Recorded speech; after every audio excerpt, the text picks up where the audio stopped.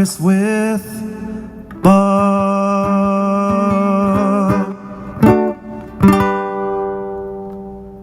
Welcome to Breakfast with Bob. My name is Bob Babbitt. We're brought to you by the Professional Triathletes Organization. That's the PTO, by Amp Human, VeloFix, Normatec, Form Goggles, UCAN, and our Challenged Athletes Foundation. We just sent out 3,921 grants, totaling $5.9 million to keep challenged athletes in the game of life through sport. Our next guest, the most recent inductees, well, actually 2 years ago, inductees into the Ironman Triathlon Hall of Fame. Scott is an inductee into the USA Triathlon Hall of Fame, and Erin is an inductee into every Hall of Fame that New Zealand has ever created. Scott, Molina, and Erin Baker join us from New Zealand. How are you guys doing? We're good. We're very good, but we are in Australia at the moment. You're what? Oh yeah, are you down in Noosa? Yes. We're stuck here. Stuck. Well, shouldn't say stuck, but yeah, we can't go back to New Zealand just yet. Now, what brought you to? Were you down there doing a camp or something? No. No, we don't do camps anymore. We were coming here for a holiday when the shit hit the fan, and so we were going to be here for 2 weeks, and then after about 10 days, all the flights were canceled, and that was it. It was no going back really, and it's still that way to a large degree. You can go back now if you accept that you have to go to a quarantine hotel for 2 weeks prior to going home. Yeah. So anyway, until they lift that restriction, we're just going to stay put here. And there's nothing wrong with Noosa, right? No, it's pretty good. It's a great place to train. We had Sarah Crowley was on a couple of weeks ago and just saying there's a great place to swim and ride, and there's trails, and it sounds like heaven. Yeah, and you wouldn't think this Corona thing was that big of a deal here. You don't see masks, It's the restaurants have just opened up again, and so it's pretty relaxed here, really. But having said that, they have 0 cases, they have 0 community transmission, and they have no bubbles anymore. So they've wiped it out. So you can't go to New South Wales, for example. We couldn't go down to Sydney and come back because Australia is like America in that regard, where it has its own states, right, and governed by their own governors per se. And so the New South Wales still has cases. So if you go to New South Wales, you're not allowed to come back into Queensland. That is wild. So going back a few years, Erin, growing up in New Zealand, what were you primarily runner early on? What were your early sports? We were swimmers, primarily because my father helped, as you did in those days, build the first swimming pool in a place called Kaipoi. And it was just a pretty rudimentary pool, dug out and fill it with concrete. And by virtue of that, I think you either got, because you helped, you got free swimming or free swimming lessons. I can never remember having lessons, but we all just swam. And then because we were such a lot of girls in our family, was 6, that our parents just decided, I think my father, that he wanted to keep us out of trouble, girlfriends, boyfriends, and all the stuff kids get up to. And so we all just swam. And so we swam to varying degrees. My sister was a pretty good swimmer. She was sort of Commonwealth sub-Olympic level, but good level. And that's what we did. We were swimmers. And when did you first find out about this crazy sport of triathlon? Well, I actually found out quite early because there's a big gym organisation in New Zealand. My sister still works for, Les Mills, and now it's an international company. And the gym owners were actually Olympians themselves. He was a javelin and a shot putter and blah, blah, blah. And we just started hearing about the Big Four, to be honest. That was what it was. And very early on in the piece, and maybe very early 80s, they started putting on triathlons in New Zealand. And in fact, Alison Rowe was going in them as well. Yes, she was. So, and then it wasn't that long after that Australia, sort of probably the same time, hooked into triathlon. But in the interim, I was a runner. So then I became a sort of a kid runner. And I think, did I represent New Zealand? Can't remember. Yeah. No, but I was pretty good. I was a good runner, won all the local stuff. So that, running was then my thing, and triathlon seemed easy to get into. And for you, Scott, you were a cross country guy, right, through high school. Yeah, so a similar story to her. I was a swimmer kid first, basketball junkie, and then started when I got cut from my freshman year. I didn't make the basketball team, which was the biggest disappointment in my life, still to this day. You sound like Michael Jordan. Yeah, we love that series. Was that amazing? Fantastic. We ripped through that. I loved it. No, one of my heroes. Anyway, so I became a track and cross country kid in high school, and so when I graduated in high school in '78, so right about that time, I'd sort of heard of triathlon, and it was a natural fit for me. And during high school, when you were running cross country, weren't you running against a guy named Bob Roll? Yeah, Bob and I butted heads a lot. He was better than me in track. He was a good 800, 1500 meter guy. And I was about equal with him in cross country. But then we went to junior college together at Los Menados College in Pittsburgh. And so we were teammates, track and cross country for 2 years there. And that's when I really got to know Bob. We became really good friends then. Well, and is that when you guys started doing the long rides together? Yeah, just at the end of that, he had no car, so he was riding his bike to and from school, to and from jobs. And you had a gremlin, right? I inherited my dad's old gremlin that my brother Mark destroyed before I got it, and so Bob and I would go to running events, road races, cross country races and stuff, and so. Then he got into cycling in a big way, just decided that was going to be his thing, and so he just said, Molina, you got to get into cycling and you should do triathlon. And so he just dragged me around for about a year or 2 years before I even did my first triathlon. What I love is back then, there was no such thing as polypro or anything to keep you warm. Was it your mom's sweaters or was it Bob's mom's sweaters that you guys wore? Well, we first got the idea of that at an op shop when I forget where we were. We were about 50 miles from home, and it was pouring rain and freezing ass, and we're like, we're gonna die out here, and what are we gonna do? And Bob says, let's just go to the op shop, man, and just see what they've got, And so we got some sweaters, and I think they were about 50 cents each, and after that, we were just like, these things work, and so. Yeah, my mom had a big old collection of cashmere sweaters under her bed. She was kind of a cashmere junkie, actually. Yeah. And so I said, Mom, what are you going to do with it? She goes, just take whatever you want. And so I got a couple for me, a couple for Bob, and we were all set. You guys are out riding in your mom's sweaters. Yeah. It was funny when Scott's 50th, because Scott Tinley presented him with this sweater vest. And it had all sorts of logos he'd obviously stitched on or just pinned on. And because I guess that was one of your things that you became known as it. So he just presented Scott with his, yellow sweater vest. And this is beautiful. Your normal attire. He still got it, of course.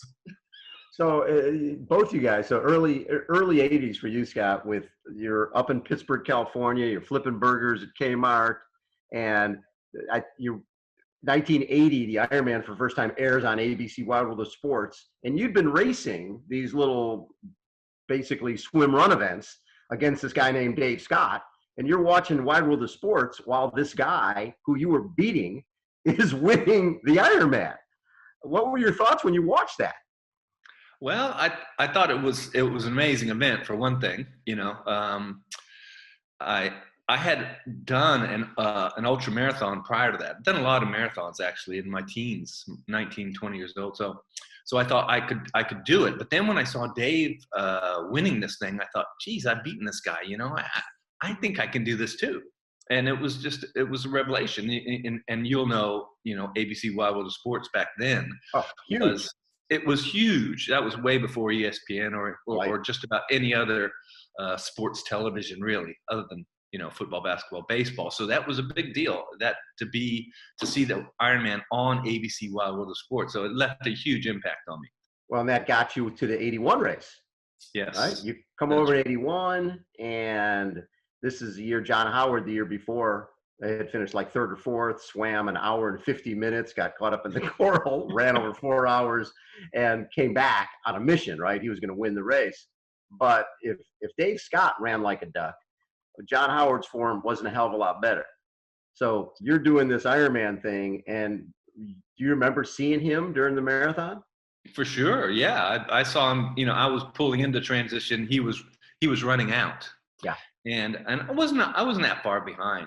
You know, and I think I was in about third or fourth or fifth. I forget, but no. When I was running for the first 15 miles, I thought I think I can catch this guy. I think I can actually win this race. And then 3-4 miles later, you know, I was flat on the pavement in a ball of cramp. Skin peeling off like a lizard. Oh, yeah. No, that was a big slice of humble pie I got that day. That's for sure. So, Erin, were you getting those telecasts in New Zealand of this Ironman thing? Did that appeal to you at all back then? We weren't getting telecasts for sure. We didn't get that, but and no, it never appealed to me. In fact, when I found out about it, I thought that was absolutely ridiculous, and I knew I'd said to myself, I won't do that. You know, that even when I was a triathlete, I won't do that. It's crazy. I'm not doing that.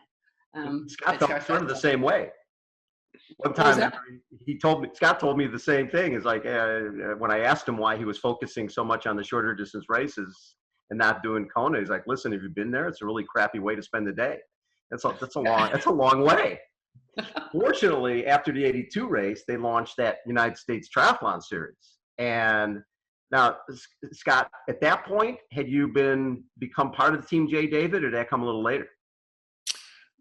That came a little bit later. I think the very first Nice triathlon was in about end of October of '82. Yeah. And so I had raced the USTS series that year. I think there was only 3 races that very first year, all in California.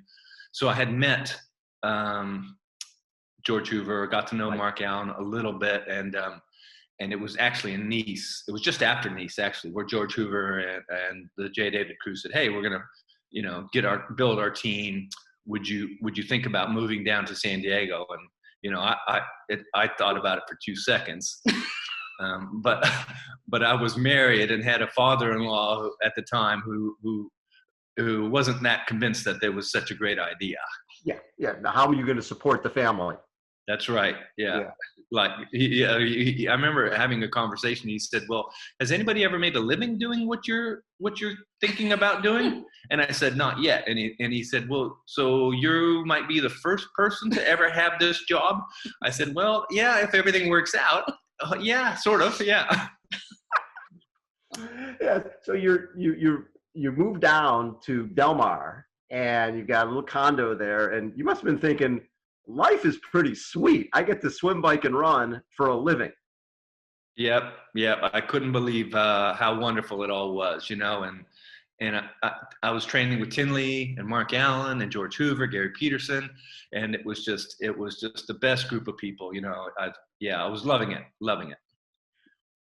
And Erin, during that period of time, or during that period, were you focusing more on running, swimming? Were you thinking Olympics at all?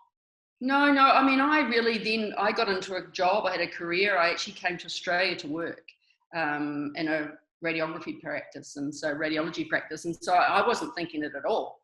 You know, that I never expected. I mean, I remember watching Alison Rowe win the New York Marathon and thinking, wow. And then I think she subsequently won Boston. I thought, you know, this is amazing. I want to be like that. But I remember vocalizing that when I was working, taking X-rays and people looking at me sideways.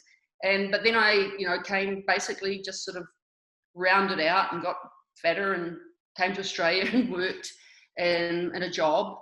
Yeah. But I decided to get a bike, and about then there was sort of starting to be a lot of recognition about triathlon. Mm-hmm. And I lived right in the center of Sydney, and people would just bike around the park, just like laps after laps. And I've always been a little bit pragmatic, and I thought, my goodness, this is really stupid. So I got a bike, and I worked a long way from the center of Sydney, a place called Randwick, out where Welshie used to actually live. Yep. And I used to bike to and from work every day, which was about, not that far, but it was about 30K.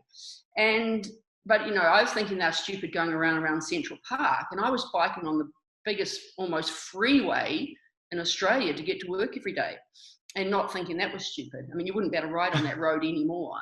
And when I felt particularly disgusted at my little fat self, I'd leave my bike at work and then I'd run home along the same freeway, basically 30K home. And I wasn't an athlete at all. And but then I just kept doing that. And an event came up called the Royal National Park Triathlon in Sydney, or just outside of Sydney. Yeah. And I thought, I can do that. I think I can do that.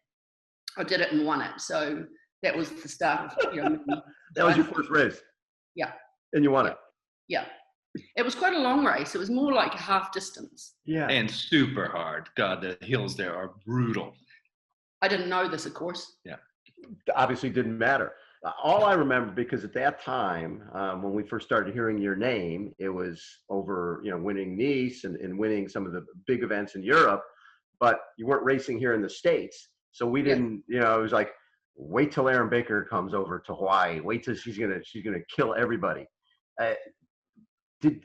You were racing at that point? We had Colleen Cannon and Joy Hansen and Joan Hansen. A lot of the top women were American athletes. And when was the first time you got to race some of the bigger named athletes to get a sense of where you stood? Well, after I won that race, I won a couple more in Australia. And then I actually heard about this race, it was an Ironman in, what was it called, that place? Foster Tuncurry area. Yeah, Foster, yeah. And I thought, goodness, maybe I'll do that. Maybe I can do that. And I rang some guy I knew from here in New Zealand. And I said, hey, would you sponsor me? Would you give me a ticket home and back, like back to Christchurch? Yeah. Because I sort of knew John Hellemans. I thought that's a good place to train, maybe back in Christchurch. And make it long story short, so I came to that event. And I raced the Puntis twins there for sure. Yeah. And I can't remember everyone else. I should, but I'm not as clear on anything. I know Mark Allen was there, and I can't remember what happened to you. You and Scott Tinley. I wasn't there. It was a debacle because these guys are, soft as, and the water was really cold that day, and so they're all trying to put on wetsuits in the middle of the lake. And I'm nice and chubby and not well rounded, and I didn't think it was cold. So anyway, to make a long story short, I beat both Sylviane and Patricia in that event, and maybe a few others. And that was sort of the beginning of races. Then Americans started coming to Australia to race. Right. Because Australia got really into it. I mean, that race in itself had $12,000. I just thought I was rich. Yes. And then there were those with a series in Australia, and then Scott started coming to more of them, and Colleen came to one of them. And so I met her at an event, one of those events in Sydney where we, had meant to stop at traffic lights and all sorts of things.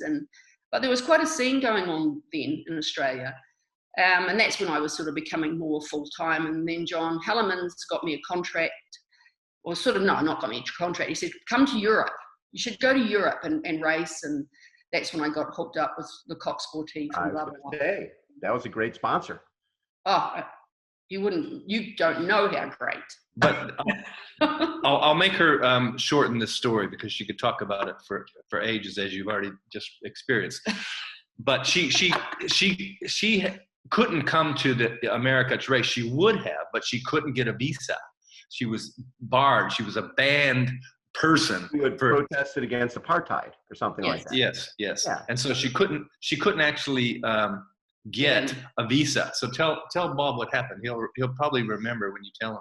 Well, I can't remember the guy's name, but Bob Bright. Bob Bright. Bob Bright rings me one day. I mean, I've been trying to get visas. My mum knew some people, used to have somebody in New Zealand that she knew was in the senator's office, blah, blah. Nothing worked. And then one day Bob Bright just rings me, and I'm in France, and he goes, so you want to come to the Ironman? I'm like, well, yeah, that'd be great, but I can't come. He said, right, okay. And I get a call, and it's like, you can come now. It was as simple as that. I don't know who he knew and what he did. But then that whole thing turned out to be a Chicago Marathon, and then he was the coordinator for the Ironman, athlete coordinator, getting everybody trying to build the best fields possible. And you don't have a great field unless you got Paula Frazier and the Puntos twins and Erin Baker on the starting line. Yeah, but he must have pulled some figures with the State Department or something, you know. I don't know. But So what was the first year that you came over to Kona? I don't know. I'm not good with dates. But you didn't win the first one that you came over. It must be maybe 86. Yeah, and that then was you came in all, 87 and won. Yes, so 86 was a disaster. And I think that was also the year Le Coq Sportif did a big promotion on me from Nice to Hawaii. And they spent a lot of money. And everybody was around me, the Le Coq Sportif, everybody team. You know, I was almost then as big as sort of Yannick Noah was for them, you know. And then, so Nice, I got disqualified, and Hawaii, I bummed out. And so it was like, oh God, that was a lot of wasted money on me. Oh my God, that's a lot of pressure. Yeah, well, yeah, it was. Well, and 86 was a year that I think Patricia won and was disqualified, and Paula got the win, right? That was 86. And then 87, Paula was ahead, and you that was the first year that I think a woman ran the entire marathon. Because women at that point, the Punto sisters would run 3:10 walking through the aid stations. Yes. And they would stop automatically at the aid stations. And as they were stopped at the aid station, Paula's stretching and looking under her leg and seeing Erin Baker run by her. And note to self, I don't think she ever walked through an aid station again. No, I think that was the end of the walking era. Yeah, it changed. But you know what, Bob? What's interesting about that, really reflecting back about the Pontus twins, with 20 walk breaks, they still ran 3:10. Isn't that amazing? Those women could run. Yes. They were really, really tough athletes, and so it was a great era to see the women battle it out back in those days. So first ever for you, Scott, first ever USTS race in 1982 at Torrey Pines State Beach. And, you know, we always talk about, because it's, you know, the big four, basically Dave Scott wins, Scott Molina second, Scott Tinley third, Mark Allen fourth. Basically the big four were the big four that day. And there's a point you're running along and you knew Tinley, but you didn't really know him. I think you might have raced him a couple times. But he stopped, and he didn't stop, but he's like introduced himself during the run.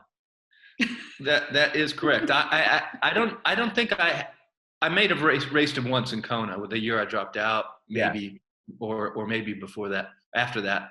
But yeah, he did. We're running along and we were cranking. I mean, we were going about 5-10 a mile, and he was very casual. He acting like he wasn't even breathing. It's like, hey, hi, Molina, I heard about you. Hi, Tinley. He reaches out his hand, and I think I actually did shake his hand because it would have been rude not to. But I was thinking, man, this guy's gonna pummel me. He's not even breathing. Of course, I dropped him with a quarter mile to go. Okay, so bragging. How many times do you think you raced that guy in your career? I would say between 60 and 80. And you guys would go out, when you go out and play tennis the day after doing an Ironman together? Yeah, we did quite a few. I remember Japan in particular. And I don't even remember the results of that race, but But you do remember the tennis game. Did you win? Yeah. We had a good ding dong battle in the tennis the day after. Yeah. And we were just hanging out, drinking beer and waiting for the awards. So yeah, we did that a few times. Yeah. So Erin, I can imagine you and Paula having a race and then having a few beers together and then playing tennis the next day. Yeah. And we chatted about before, it was just different. The guys seemed like they could race each other, try to kill each other, and then shake hands and go out. For the women, it was a different game. Well, yeah, and you know, interestingly, it was when I went to running races, it was exactly the same. You know, I remember going to running races, and I'd never see a woman, right? I'd never, you know, no breakfast, dinner, anywhere. And yet you'd go downstairs and you'd be, Robert De Costello would be there, and, you know, Alberto Salazar, all these, and they'd be hanging out. They really would. And it's just, I don't know, it's just a different female psyche. I mean, the one person I could always hang out with was Colleen Cannon. Yes. I just don't, she was just, I don't know, different. And I was just serious, but women are serious. Maybe it's just the way it was, and maybe it still is the way it is. But yeah, these guys were lucky, and I see it in all sorts, you know. You see now with all the people online, the Federers and the this and the Dells, and they'll chat in a way, let's have a match. And this, you don't really see it from the woman. No, you really don't. So Scott, that era with you and Tinley and Mark Allen, you guys are training pretty much, a number of times a week together. What did you gain from that? From training with, you're training with the best guys in the world, and you all happen to be on the same team. What did you guys gain from that time together? Well, mostly it was easier to get the work done, right? Because you knew they were going to show up and they were going to be hammering. Right. And so if you got there, in the morning or the afternoon or whatever session it was, sometimes several times a day with those guys, you knew you were going to get some solid training done. And that just added up over time, right? And but there was no animosity. If you got dropped, you got dropped. If one guy was killing it that day, then that's it. And but you also saw the human side. A lot of people never saw Mark Allen, crumbling. I saw him crumbling in training all the time. The guy got injured, he got sick, and so you got to see that on a bad day you could beat the guy, and same with Tinley. And so that did give me tremendous confidence in races. I remember Dave Scott saying that, those guys are training together, and that might be helpful because they're pushing each other. But the disadvantage is they know each other's weaknesses, and none of them know mine. Because right. I'm solitary confinement here, training on my own, and they don't really know me. Do you think that was true? I do. I think there was this incident. I got to remember, Dave did win the Ironman every time he went. Every time, yeah. Every time he lined up on the start line. So yeah, he did have an air of invincibility because we never saw him suffer. We never saw him in pain. We never saw him fail. Only time we saw him, he was kicking our ass. So yeah, that it was easy to believe the guy was way stronger than us. When did you realize that maybe the heat of Kona was going to be a problem for you, right? Because you were one of those guys, you dominated, and you raced against those guys all the time. You trained with them every day, but you go for a run and Tinley's got a spot of sweat and you're wringing out your shirt, and then you're having to race for 8 hours in Kona. When did you realize, what, maybe this race isn't really suited for me? Well, after that first time I dropped out, then in a ball of cramp, that was probably the very first time I thought this, because that was my first time to Hawaii as well.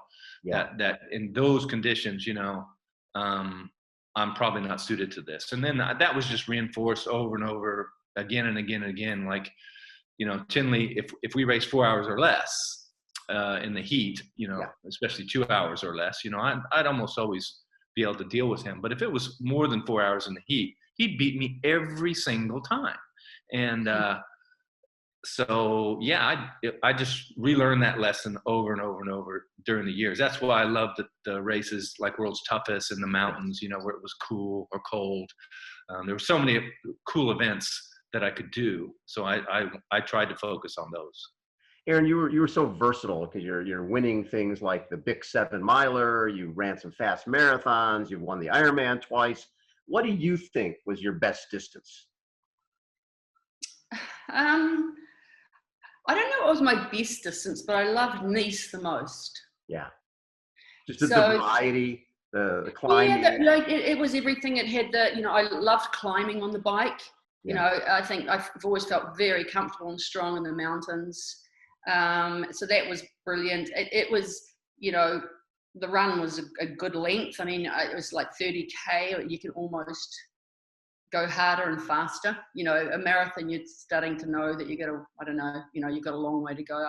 Yeah, so I don't know. I mean, I ran some really good short track times, for 5 and 10Ks. But anyway, I don't know what I would have been best at, but I certainly loved Nice the most. And Erin, when did you feel like it was time to move on from an athlete to a career, to another career, because you had a career before that? Yeah, look, when I was coming back from Europe, prior, what year would that have been? That was when we met. Yeah, 90, right? Yeah, about 88-ish.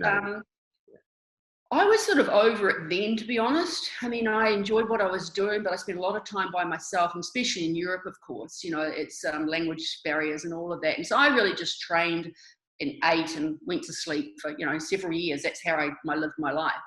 And it wasn't till, and I was actually on my way home to retire then, but slipped into this event in, where was it? In Utah, where I met Scott and Colleen Cannon. And Colleen Cannon says, well, here's a ticket, go back to Boulder. And that's what happened. And I went back to Boulder, and Scott taught me how to try and enjoy the sport. He taught me how to try and enjoy my day. I mean, he still drove me nuts in some respects because I want to get it done. Right. I want to swim, bike, run and be finished, and then I want to go to shops, and I want to go out for dinner, and I want to have a normal life. Yeah. And he still was like, he'd just get up and you think it's dinner time, and he goes out running again. But that's what he taught me. I started to get some real enjoyment, and I loved Boulder. Yes. I really loved Boulder. And so I started to just look at, he'd always say, look at something else. Look at some other reason you're doing this, health, fitness, great lifestyle, you're making money. And and then after Miguel, when we made, obviously chose to have our children, and I thought, that's it, I'm done. That's great. Reebok sort of came and enticed me with a pretty good contract to do Hawaii again. And so that's why I did. But I was really done about that time. And I think that same year, just one very quick story was we were staying at Tinley's place to do a USTS. Yeah. And I just said to Scott, I was meant to get up, go and do the race. And I was like, I'm not getting out of bed. I'm not going. I'm done. And that was sort of it. That was it. Just you were supposed to go to do the race, and you were like, done. Drop the microphone. No reason. Yep. Yeah, I like it. So 1988, Scott finally wins the Ironman. And I remember talking to you leading in and asking you the type of training you guys are doing in Palm Springs. And the line was, I'd like to tell you, but I'd like you to think that I'm a fairly intelligent human being. You had to do different type of training because of your problem handling the heat, right? So, and needing more salt. And because you were doing that, Erin was doing that. Probably took something out of Erin's race that year. But just the type of training you were doing there, just give us a sense of what you guys were doing out in Palm. Well, I know I rode over 1,100 miles in 12 days there. And wow. including a 183 miler out into the Borrego Desert. And one of them where I probably ruined Erin's race was a ride around the Salton Sea, 160 miler. And because you remember, she had just come off Nice and she had ripped that thing to bits, right. Probably her best run ever, in my opinion. She ran 2:03 for 20 miles. It was that year, God.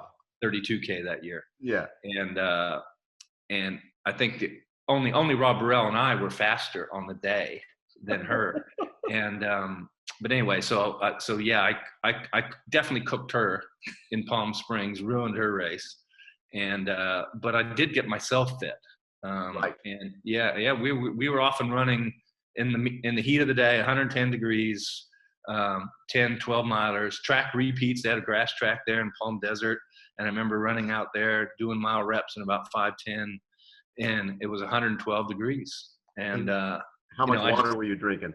Oh my God, just buckets and buckets of water. Yeah. You used to get those big, what do you call them? The gallons? One gallon of water. One gallon. You go into a 7-Eleven and they had fruit punch by the gallon. It was just sugar water.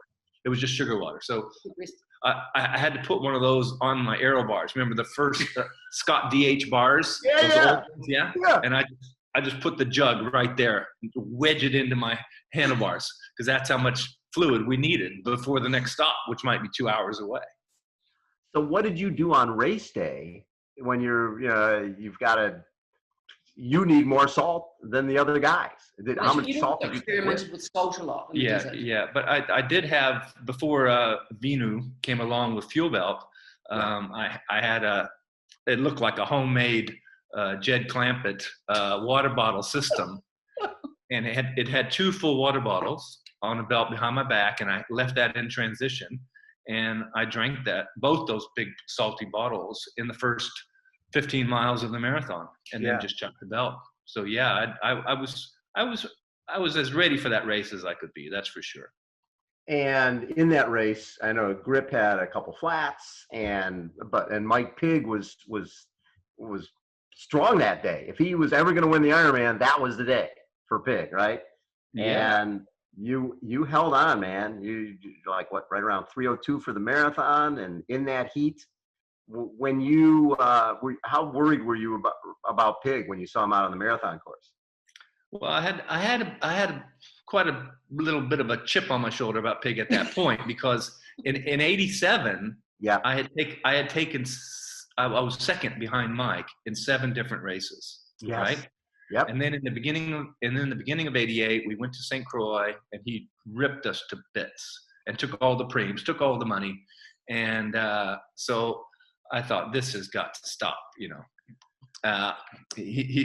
And so when we did toe the line in '88, I thought, I didn't know. One thing on my mind was, I am not going to let Pigg beat me, you know.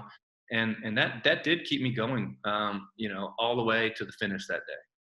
Because you're probably thinking, either get me early so I can drop out, or let me win. I did. There was a 20-mile stretch of that race where I was in the lead, thinking, I really want to drop out, but I can't because I'm in the lead, you know. And so I was thinking, just pass me, Pigg, and get this over with, then I'll get the hell out of here.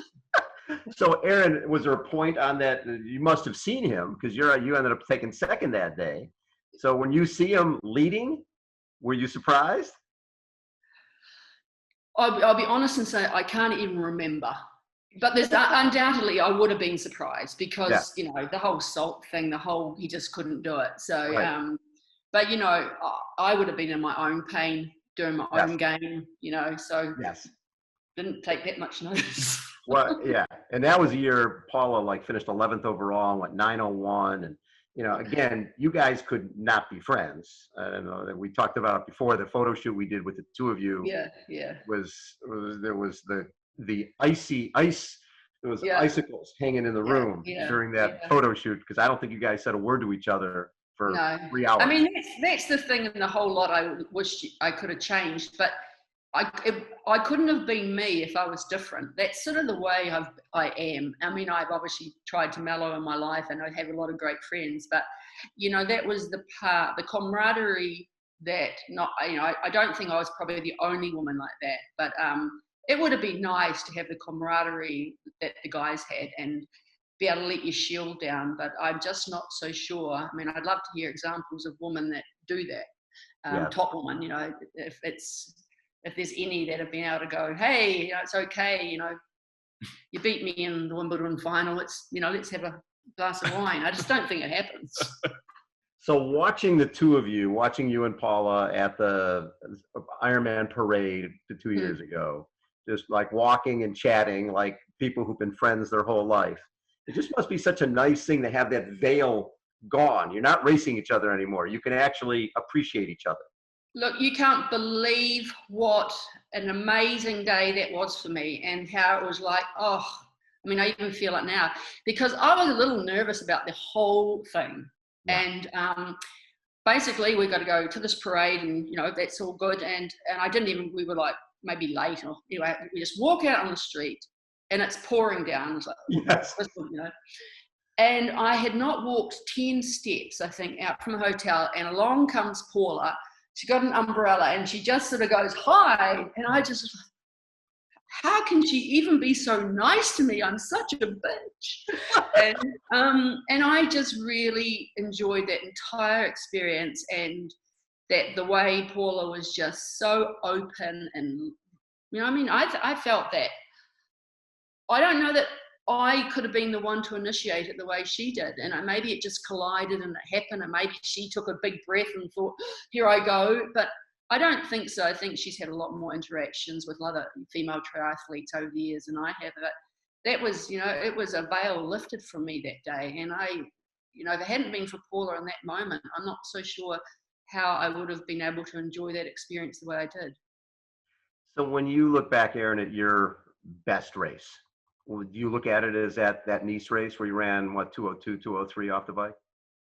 Yeah, that's probably one of them, probably the best. Yeah, I mean, I knew I was running like a, you know, that was a period where I knew I could have been a marathoner. I actually ran 2 or 3 days before that with my Le Coq Sportif contact guy, who was actually a French marathon champion. And, you know, he's like, you should be a marathoner now.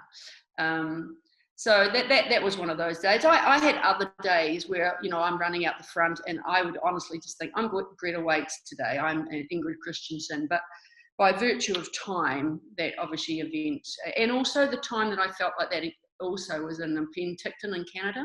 I was going to say Ironman Canada, where you were pretty Yeah. far back off the bike and had an amazing run. Yeah, and that was, you know, I felt the same. You feel like you're in a different place. You just feel like your body can just keep going and go faster, and you're loving it. It's just like pushing and pushing, and it's easy. I mean, that was a crazy day because, you know, I wasn't even trying to win to start with. I was just trying to try some drinks out for the Ironman. Yeah, I remember. I'm sure that day Paula just thought I'd been on the truck, on the TV camera truck or something. Right. I must have cheated because she got off the bike like 15 minutes ahead of me. Yes.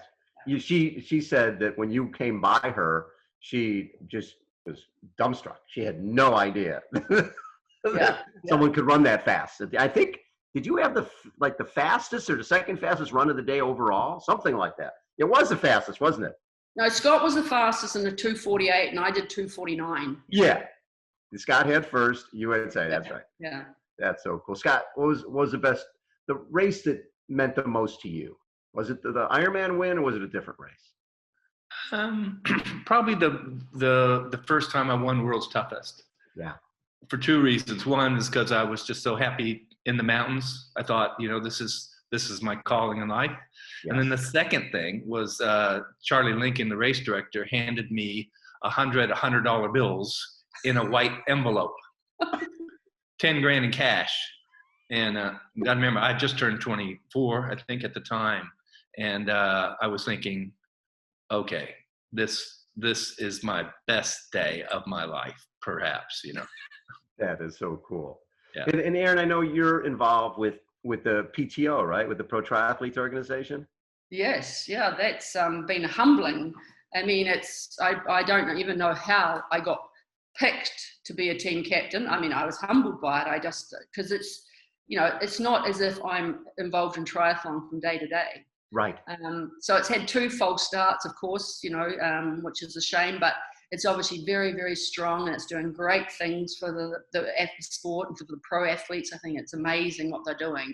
It really it's great that there's a little bit more, you know, looking at the future of athletes in it. So, yeah, I look forward to that race kickstarting next year. So will you be coming to that Challenge Daytona race if they let you out of the country? Look, I think this is going to be the big problem. No, the travel is just not going to happen. Yeah, I think you're right. Not until next year, probably. New Zealand's not going to let Americans into our country for a long time. And if I go to America, they're not going to let me back. Right. Scott, what are you doing now training-wise? You're still training a lot every day? I work out. I don't call it training. Training is when you're aiming to race. But right. So you're not racing? Well, I've had a knee problem. Like me, man. You'll be racing forever. Yeah. No, I take part in events. Yes, that's it. Right. So I guess you could say it's racing, but it's semantics anyway. Yes, I work out way more than is sensible or way more than is healthy for me.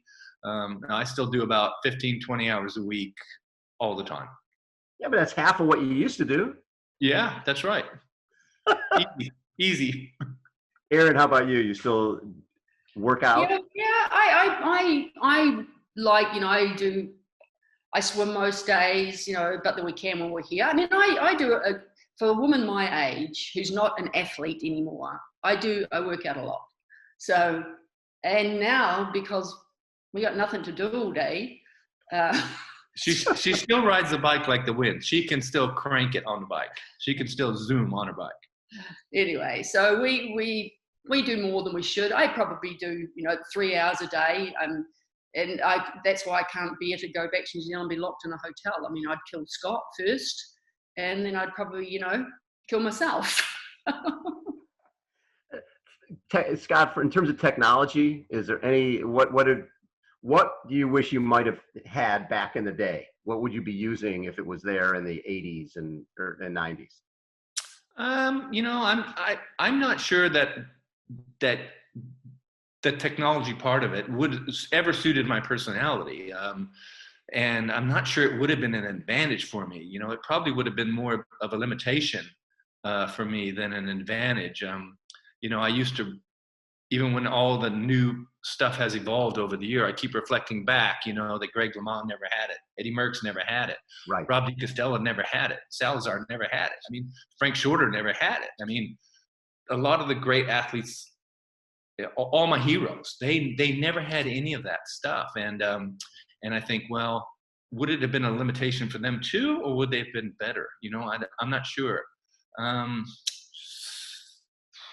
So no, I'm still undecided whether I would have been better, but I don't think I would have enjoyed the sport as much, for sure. With all that data, all that noise, you know, coming into my head. Just more fun to just go out and ride, run, and swim. Yeah, and listen to Kenny. You know, Oh my God. Okay, training partners. Kenny Souza, was he the best? Yeah, Kenny was the best, no doubt. Entertaining, right? Just talking about anything. Yeah, and I didn't have to race him really. Right. So it was just I'm helping him, he's helping me, and we don't have to go out and fight over money on the weekend, you know. But mostly he was just entertaining. You know, it was just a lot of fun. I love it. Hey, thanks you guys for taking so much time and chatting. It's always fun to catch up with you guys. You too, Bob. Thank you very much. Yeah, it's fun. Ironman Hall of Famers, Scott Molina and Erin Baker. We're brought to you by the PTO, the Pro Triathletes Organization, by Amp Human, VeloFix, Normatec, Form Goggles, UCAN, and our Challenged Athletes Foundation. Thanks, you guys. Stay healthy.